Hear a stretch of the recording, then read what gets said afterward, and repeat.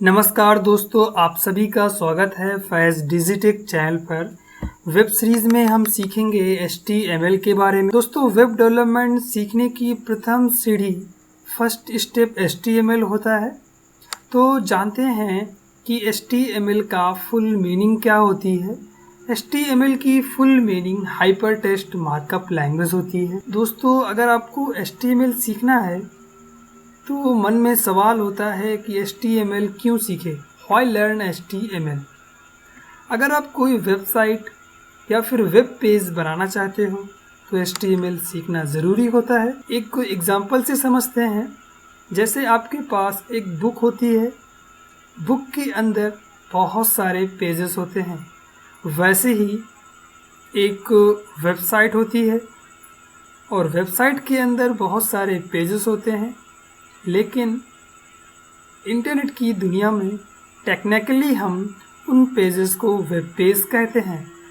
तो बुक के similar website होती है और पेज के सिमिलर वेब पेज होते हैं। तो आप आसानी से समझ रहे होंगे कि बुक में बहुत सारे पेजेस हैं और पेजेस को लिखने के लिए हमें पेन की ज़रूरत होती है। वैसे ही अगर कोई वेबसाइट है तो वेबसाइट के अंदर बहुत सारे पेजेस हैं। पेजेस में बहुत सारी जो कंटेंट लिखे होते हैं उनको लिखने के लिए हमें HTML की ज़रूरत पड़ेगी। अब बुक में जो पेज हैं, कंटेंट भी लिखे हैं, लेकिन डिज़ाइनिंग है, स्टाइलिस्ट है, पिक्चर्स है, वो सब एक अलग एलिमेंट्स हुआ। उनके बारे में आगे के अपने सीरीज़ में पढ़ेंगे। लेकिन इतना हमारे लिए जानना ज़रूरी है कि जो पेजेस हैं या फिर वेब पेजेस हैं उन पे जो भी लेटर्स लिखे होते हैं उन्हें लिखने के लिए इंटरनेट की दुनिया में HTML का प्रयोग किया जाता है। अगर आप खुद के लिए या फिर किसी दूसरे के लिए वेबसाइट बनाना चाहते हैं तो HTML सीखना ज़रूरी होता है। या फिर अगर आप अपना career as a web developer बनाना चाहते हैं तो आपके लिए बहुत ज़रूरी हो जाता है कि स्टार्टिंग आप HTML से करें। अगर आप मोबाइल एप्लीकेशन देखा होगा, डेस्कटॉप एप्लीकेशन देखे हैं, उनका जो यूज़र इंटरफेस होता है, जो यूज़र को दिखने वाला सरफेस होता है, वहाँ पे बहुत सारे टेक्स्ट, बहुत सारी इन्फॉर्मेशन लिखी होती है।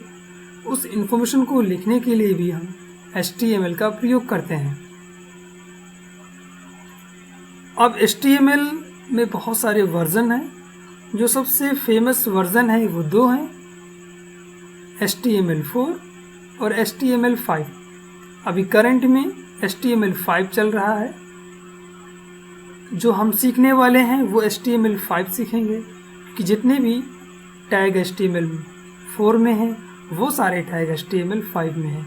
आगे की वेब सीरीज़ में हम जब प्रैक्टिकली करेंगे तो आपको बताते जाऊंगा कि कौन कौन से टैग HTML5 में एक्स्ट्रा ऐड हुए हैं जो 4 में नहीं थे। ओके, तो हम जो सीखेंगे अपनी इस सीरीज़ में वो HTML5 सीखेंगे।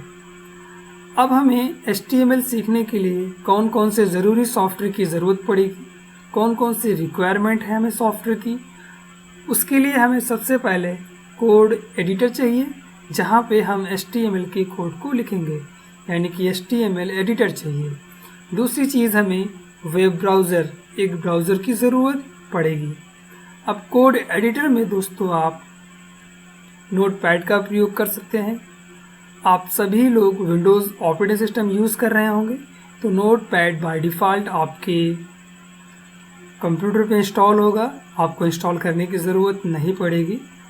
उसके अलावा आप नोटपैड प्लस का भी प्रयोग कर सकते हैं या फिर आप सबलाइम टेक्स्ट का यूज़ कर सकते हैं।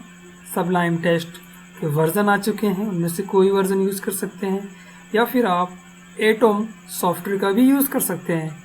लेकिन दोस्तों, मेरे प्यारे छात्रों, आपको मैं सजेस्ट करूँगा स्टार्टिंग के कम से कम 10 लेक्चर में, 10 वीडियो सीरीज़ में आप नोटपैड का प्रयोग करेंगे, क्योंकि स्टार्टिंग में मैं आपको समझाऊँगा, ज़्यादा कोड रहेंगे नहीं, ज़्यादा आपको कोडिंग करनी नहीं होगी और स्टार्टिंग में आपको बेसिक कंसेप्ट क्लियर करने हैं।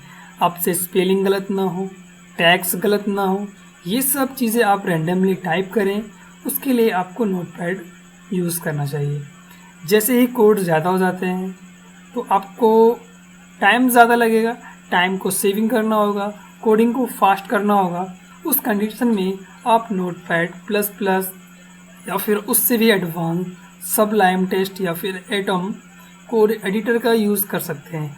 मार्केट में और बहुत सारे भी कोड एडिटर हैं, लेकिन स्टार्टिंग में आप नोटपैड प्लस प्लस या फिर सबलाइम टेक्स्ट को ही यूज़ करें। ज़्यादा कोडिंग के लिए जब हम अभी जावास्क्रिप्ट, jQuery, बूटस्ट्रैप पढ़ेंगे तो वहाँ पे कुछ हम कोड एडिटर आपको रिकमेंडेड करूँगा, वो आप डाउनलोड कर लीजिएगा।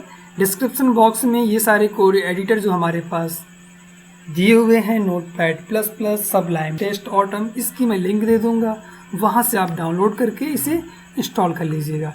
वेब ब्राउज़र में आप गूगल क्रोम या फिर मोज़िला फायरफॉक्स, सफारी भी यूज़ कर सकते हैं, लेकिन ये ज़्यादातर एप्पल के लैपटॉप यानी कि मैक ऑपरेटिंग सिस्टम पे यूज़ होता है, या फिर आप के लैपटॉप में बाय डिफ़ॉल्ट इंस्टॉल है इंटरनेट एक्सप्लोरर से आप यूज़ कर सकते हैं। लेकिन HTML5 की कुछ टैग्स हैं जो इसे सपोर्ट नहीं करते हैं, इस वजह से मैं आपको रिकमेंडेड करूँगा, सुझाव दूंगा कि आप गूगल क्रोम इंस्टॉल कर लें या फिर मोज़िला फायरफॉक्स। इसमें आपको कोडिंग करना थोड़ा सा ईजी हो जाता है। कैसे ईजी होता है आगे चल के वीडियोज़ में मैं आपको बताऊंगा।